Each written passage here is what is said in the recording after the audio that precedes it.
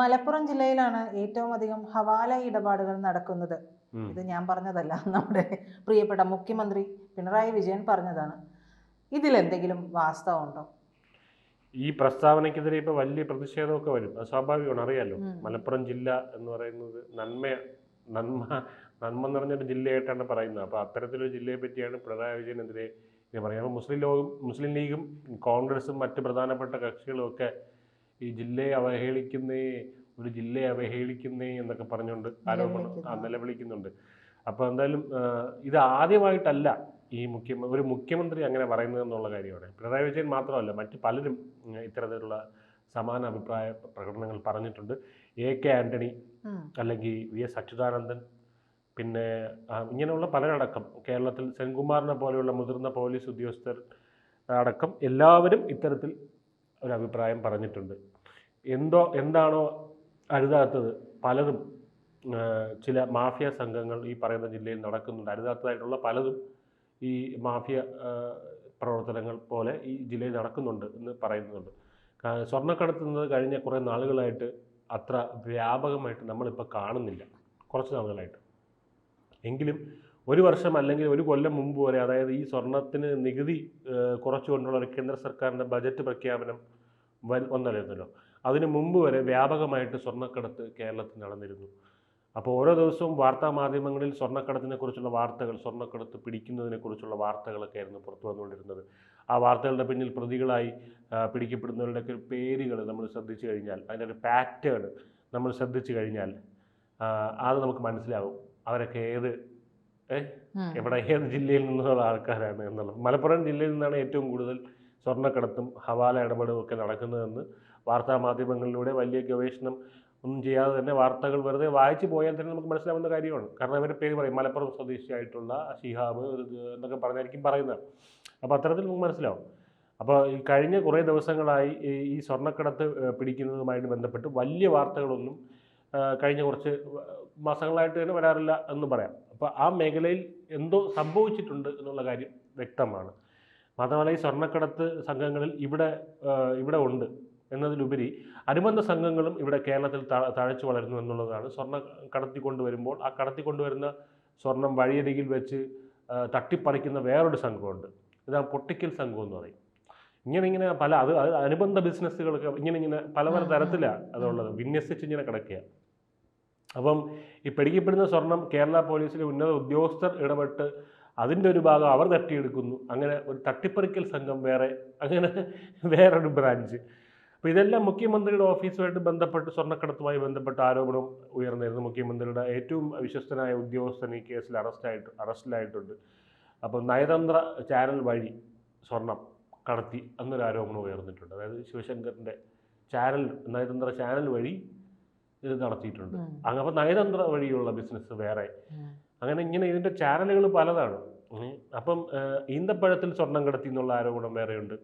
ബിരിയാണി ചെമ്പി കടത്തിയ ആരോപണമൊക്കെ കേട്ടിട്ടുണ്ടായിരിക്കും, ഖുറാനിൽ കടത്തിയതുണ്ട്. ഇങ്ങനെ സ്വർണ്ണക്കടത്തുമായിട്ട് ബന്ധപ്പെട്ട് സംഭവ ബഹുലമായിട്ടുള്ള വലിയ വലിയ വാർത്തകളൊക്കെ നമ്മൾ മലയാളികൾ ഒരുപാട് വായിച്ചിട്ടുണ്ടായിരിക്കും. പക്ഷേ ഇപ്പോൾ വരുന്നൊരു പുതിയ ഇതാണ്, അതായത് ഈ മലപ്പുറം ജില്ലയുമായി അതിനെ ബന്ധപ്പെടുത്തുമ്പോൾ തീർച്ചയായും ഇതിൽ വസ്തുതപരമായിട്ടുള്ള ചില കാര്യങ്ങൾ ഈ മുഖ്യമന്ത്രി പറഞ്ഞതിലുണ്ടെന്ന് തന്നെയാണ് കാര്യം. ഈ ഹവാല ഇടപെടലിലേക്ക് നമ്മൾ വരികയാണ്. ഈ എന്തുകൊണ്ടാണ് ഈ സ്വർണ്ണക്കടത്ത് ഇപ്പോൾ കുറച്ചാണ് കുറച്ചേ കേൾക്കുന്നുള്ളൂ. അതൊരു ഇടവേള ഇടയ്ക്കിടയ്ക്ക് വരാറുണ്ടല്ലോ. അതെ, അത് ഇടവേള വന്നത് കൊണ്ടല്ല ഇപ്പോൾ, ആ ഇടവേള അല്ല അത് മറ്റൊരു കാര്യമായിട്ട് മാറി ഇപ്പോൾ. അതാണ് നമ്മൾ ഇനി ചർച്ച ചെയ്യാൻ പോകുന്നത്.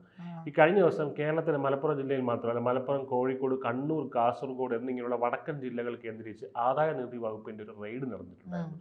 അതായത് 4 ടെക്സ്റ്റൈൽ സ്ഥാപനങ്ങളുടെ 8ഓളം കേന്ദ്രങ്ങളിലാണ് റെയ്ഡ് നടന്നത്. ആദായ നികുതി വകുപ്പിൻ്റെ ഇൻവെസ്റ്റിഗേഷൻ വിഭാഗമാണ് കഴിഞ്ഞ ദിവസം ആ റെയ്ഡ് നടത്തിയത്. ഇൻവെസ്റ്റിഗേഷൻ വിഭാഗത്തിൻ്റെ ഏതാണ്ട് 60ഓളം ഉദ്യോഗസ്ഥർ ഈ റെയ്ഡിൽ പങ്കെടുത്തു എന്ന് പറയുമ്പോൾ തന്നെ അതിൻ്റെ വിപുലമായ പരിശോധനയാണ് നടന്നതെന്നുള്ളത് വ്യക്തമാണ്. ഈ പരിശോധനയിൽ ഏതാണ്ട് 800 കോടിയോളം രൂപയുടെ GST തട്ടിപ്പ് കണ്ടെത്തി എന്നാണ് ഇപ്പോൾ ലഭിക്കുന്ന സൂചന. 800 കോടി. അപ്പോൾ അതായത് വെറും 4 ജില്ലകളിൽ നടന്ന 4 ടെക്സ്റ്റൈൽ സ്ഥാപനങ്ങളിൽ നടന്ന റെയ്ഡാണ്. 4 ജില്ലകളിൽ നടന്ന 4 ടെക്സ്റ്റൈൽ സ്ഥാപനങ്ങളിൽ നിന്നാണ് 800 കോടിയുടെ GST തട്ടിപ്പ് കണ്ടെത്തിയത്.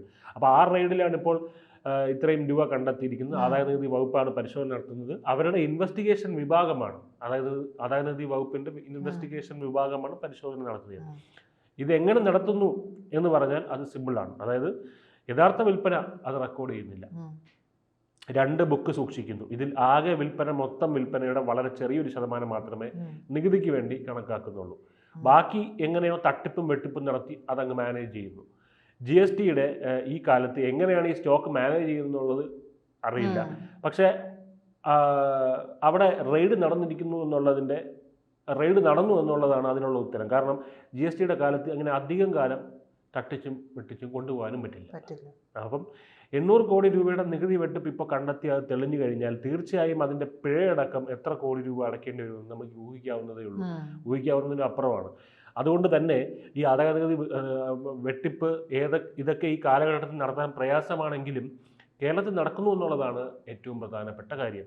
ഈ ഒരു കണ്ടെത്തലിന് അല്ലെങ്കിൽ ഈ ഒരു പരിശോധനയ്ക്ക് മറ്റൊരു ഒരു വശം കൂടിയുണ്ട്. ആ വശം മറ്റൊന്നുമല്ല, ഈ ടെക്സ്റ്റൈൽ വ്യാപാരികൾ, കേരളത്തിലെ ഈ ടെക്സ്റ്റൈൽ വ്യാപാരികൾക്ക് അവരുടെ ഈ ഉൽപ്പന്നങ്ങൾ ലഭിക്കുന്നതിന് വിൽക്കാനുള്ള ഉൽപ്പന്നങ്ങളുണ്ടല്ലോ അവരുടെ, അത് കേരളം ഉൽപ്പാദിപ്പിക്കുന്നില്ല എന്നുള്ള കാര്യം അറിയാമല്ലോ. കേരളത്തിൽ അങ്ങനെ ഒരു ഉൽപ്പാദന കേന്ദ്രങ്ങളില്ല ഇത്തരത്തിൽ.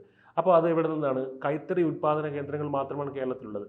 അപ്പോൾ ഇതെവിടെ നിന്നാണ് ഇത് ചെയ്യുന്നത്? മുംബൈ പോലുള്ള നഗരങ്ങളിൽ നിന്ന് സ്റ്റോക്ക് എടുത്തിട്ടാണ് ഇവിടെ കൊണ്ടുവന്ന് അത് വിൽക്കുന്നത്. അപ്പോൾ അതുകൊണ്ട് തന്നെ ഈ വ്യാപാരികൾ മുംബൈ പോലുള്ള നഗരങ്ങളിൽ സ്റ്റോക്ക് എടുക്കാൻ പോകുമ്പോൾ അവർ വാങ്ങുന്ന ആ ഒരു ചരക്കിൻ്റെ തുകയുണ്ടല്ലോ, അത് അടയ്ക്കുന്നത് ഹവാല ഏജന്റുമാരാണ്. അപ്പം മുംബൈയിലുള്ള ഹവാല ഏജന്റുമാർ, സ്വർണ്ണക്കടത്ത് നടത്തുന്നവർ ഒക്കെയാണ് ഈ അവിടെയുള്ള ഈ ഹവാല ഏജന്റുമാരൊക്കെയാണ് ഈ പണം അടയ്ക്കുന്നത്. അതിനുശേഷം തുണിയായി ഈ GST ബില്ലുകളോട് കൂടി എല്ലാവിധ നിയമപരമായ രേഖകളോടും കൂടി ഈ സാധനം കേരളത്തിലെത്തുന്നു.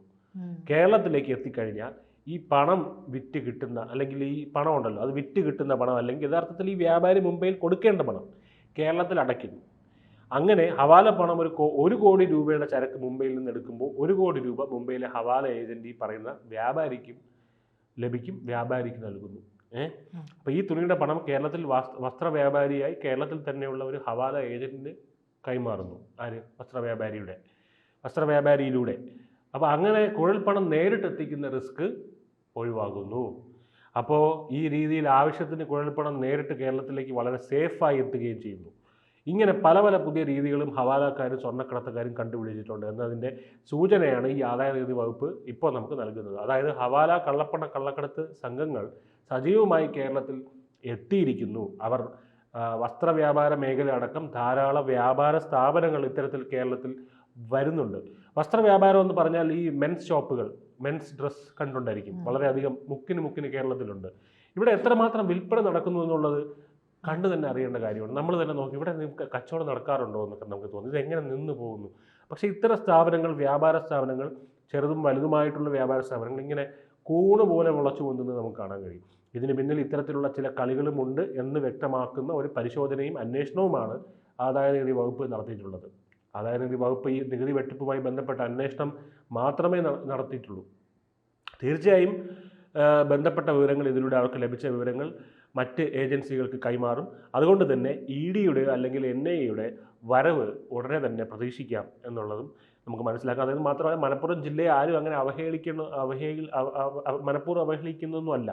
മലപ്പുറം പോലെയുള്ള ജില്ലകളിൽ സർവ്വസാധാരണമായി നടക്കുന്നു ഇത് എന്നൊരു തെളിയിക്കുന്നത് കൊണ്ടുള്ള മറ്റൊരു സംഭവം കൂടിയാണ് ഈ റെയ്ഡിലൂടെ 800 കോടി പിടിച്ചു 4 സ്ഥാപനങ്ങളിൽ നിന്ന് പിടിച്ചു എന്ന് പറയുന്നത്. അപ്പോൾ ED അടക്കമുള്ള കേന്ദ്ര അന്വേഷണ ഏജൻസികൾ ഒരുപക്ഷെ ഇതിൻ്റെ പിൻപറ്റി കേരളത്തിലേക്ക് എത്തുമെന്നുള്ള കാര്യം ഇപ്പോൾ കേൾക്കുന്നുണ്ട്. ഇത്തരത്തിൽ അന്യായമായ രാജ്യവിരുദ്ധ പ്രവർത്തനങ്ങൾ, ഭാരതത്തിൻ്റെ സമ്പദ് വ്യവസ്ഥയ്ക്കെതിരെ നടത്തുന്ന പ്രവർത്തനങ്ങൾ, ഇതിൻ്റെ ഒരു തലസ്ഥാനമായി കേരളവും കേരളത്തിൻ്റെ വടക്കൻ ജില്ലകളും മാറുന്നു എന്നുള്ളത് തീർച്ചയായും ആശങ്ക ഉണ്ടാക്കുന്ന ഒരു കാര്യമാണ്. അപ്പോൾ എന്തായാലും കേരളത്തിലെ ഭരണാധികാരികളും കേന്ദ്ര ഏജൻസികളും, സത്യത്തിൽ കേന്ദ്ര ഏജൻസികൾ ഇത്തരം അന്വേഷണങ്ങൾക്ക് പിന്നാലെ പോകുമ്പോൾ ആ അന്വേഷണങ്ങൾക്ക് എന്ത് വില കൊടുത്തും ഭരണത്തിൻ്റെ മറവിൽ ഭരണത്തിൻ്റെ ശക്തി ഉപയോഗിച്ച് തടയിടുക എന്നുള്ളതാണ് കേരള സർക്കാർ ഇതുവരെ ചെയ്തിട്ടുള്ളത്. അപ്പോൾ അത്തരം പ്രവൃത്തികൾക്ക് ഒഴിവാക്കി കേന്ദ്ര ഏജൻസിയുമായിട്ട് പൂർണ്ണമായി സഹകരിച്ച് ഈ സാമൂഹ്യ വിരുദ്ധ ശക്തികളെ ഇവിടെ നിന്ന് ഇല്ലാതാക്കാൻ കേന്ദ്ര സർക്കാരിനൊപ്പം നിൽക്കുമെന്ന് തന്നെ പ്രതീക്ഷിക്കുന്നു.